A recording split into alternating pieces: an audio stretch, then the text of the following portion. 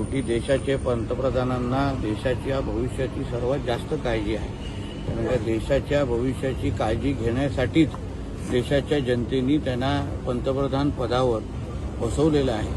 आणि म्हणून आदरणीय पंतप्रधानांनी केलेलं ट्विट हे अतिशय योग्य आहे आणि त्या संदेशाचा बोध देशाच्या प्रत्येक तरुणाने घ्यावा. मुंबई काँग्रेसकडून व्हिडिओ एक पोस्ट करण्यात आलेला आहे. मुंबई पोलिसांकडून आंदोलन करणाऱ्या विद्यार्थ्यांना धमकी देत आहे. जर ते पुन्हा आंदोलनासाठी परतले तर त्यांना एका खोट्या ड्रग्ज प्रकरणात गुंतवून जन्मठेपेची शिक्षा दिली. बघा, मुळामध्ये हे जे नीट संदर्भात होणारं, नीट परीक्षा संदर्भात होणारं आंदोलन आहे, कोणाला परीक्षा संदर्भात काही सुधार झाला पाहिजे का? झाल्याच पाहिजे. त्याच्या बाबतीमध्ये सगळेच सकारात्मक आहे. आमच्या केंद्र सरकार आणि आमचे संबंधित मंत्री सगळेच बोलत आहेत की संबंधित त्या नीट परीक्षेमध्ये सुधार झाला पाहिजे आणि त्या दृष्टिकोनातून पावलंही उचलले जात आहे. त्याचमुळे काही कालही नीटची परीक्षेचा निकाल लागला. जवळपास 11 लाख विद्यार्थी त्याच्यामध्ये पास झालेला आहे. पण मुद्दा असा आहे की एका बाजूला नीटचा मुद्दा असताना मग जे आंदोलनकर्ते आहे ते सर तन से जुदा के नारे का देत आहे, देशविरोधी नारे का देत आहेत, सीता का पती असा उल्लेख करून हिंदू धर्माचा बदनामी का करतायत.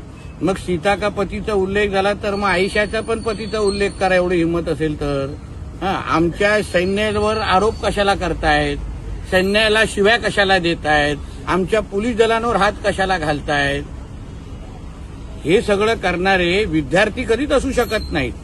आमच्या देशाचा तरुण हा आमच्या हिंदू राष्ट्राला वर विश्वास ठेवणारा तरुण आहे आणि म्हणून हे जे काही ज्या शक्ती आहेत, ज्या आम्हाला हिंदू राष्ट्राच्या विरोधी आहेत, त्या सगळ्या ह्या आंदोलनाची बदनामी करायची, देशाच्या तरुणांची बदनामी करायची, आमच्या केंद्र सरकारचे एवढा त्यांचा एक कलमी कार्यक्रम आहे.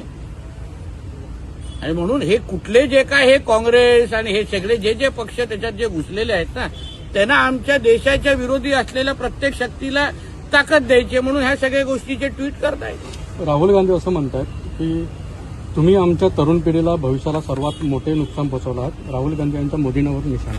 अहो, राहुल गांधीच्या तोंडी देशहिताच्या आणि अशा पद्धतीच्या तरुणांच्या हिताच्या कुठल्याही गोष्टी त्यांना बिलकुल सूट करत नाही.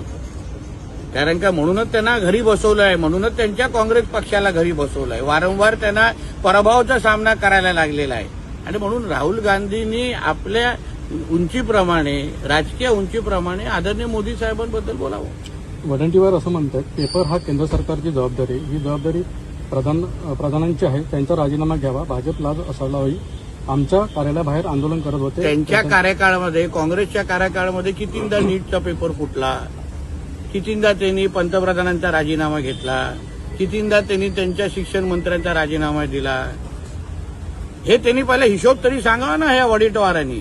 आणि मग अशा पद्धतीने आमच्या पंतप्रधान आणि भारतीय जनता पक्षावर टीका करावी. स्वतःचं काय झाकून बघत नाही, आमचंच वाकून बघतायत. पहिलं तुम्ही तुमच्या कार्यकाळामध्ये असंख्य वेळी जे नीटचे पेपर फुटले तर तुम्ही त्याला कारवाई करायची हिंमत दाखवली नाही. आम्ही तरी किमान सुधार करण्याची मानसिकता ठेवतोय. अण्णा हजारांचं मौन आंदोलन सुरू आहे. नाही, शेवटी प्रत्येकाला लोकशाहीमध्ये आंदोलन करण्याचा अधिकार आहे, प्रत्येकाला आहे. पण त्या आंदोलनाच्या खांद्यावर बसून कोणी देशाच्या विरोधात अगर भूमिका घेत असेल, आमच्या देवी देवतांवर नावं ठेवत असेल ना, तर मग ते देशहिताचं नाही. जरांगे पाटील असं म्हणतात जर विद्यार्थ्यांना पुन्हा मारले तर सरकारला राज्यात फिरू देणार नाही. बघा, एक लक्षात घ्या, ज्यांनी आता त्यांना काय मत व्यक्त करतो त्यांचा विषय आहे. मी कसं काय बोलतो. वंचितने साहेब आज महाराष्ट्र बंदचं आंदोलन दिलं आहे, त्याला काँग्रेस आणि राष्ट्रवादीने पाठिंबा दिला. पण काय बंद काय म्हणजे म्हणून अशा पद्धतीच्या बंदचा प्रतिसाद जनतेनेच काय दिला हे तुम्हीच कॅमेरा फिरून दाखवायचं ना, आम्ही नाही सांगायचं आहे. देशाची जनता हे मोदी साहेबांच्या नेतृत्वावर विश्वास ठेवणारी आहे म्हणून तर 3-3दा निवडून दिलेला आहे. आणि त्यांना ह्या आंदोलनाच्या माध्यमातून सर तन से जुदावाले, पाकिस्तान जिंदाबादवाले आणि ह्या पद्धतीने आमच्या देवी देवतांना नाव ठेवणारे कसं आपले पोळी भाजून घेतायत हे देशाची जनता खुल्या डोळ्यांनी पाहते.